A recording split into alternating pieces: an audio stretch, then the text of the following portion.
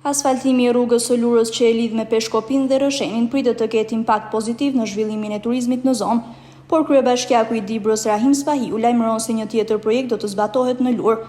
Ai thotë se menjëherë pas përfundimit të asfaltimit të dy segmenteve, Lurë-Aras dhe Lurë-Perlat, do të nisë puna për zbatimin e projektit për rivitalizimin dhe unifikimin e të gjitha banesave në Lurë, ku do të bëhen ndërhyrje në çatijat e tyre.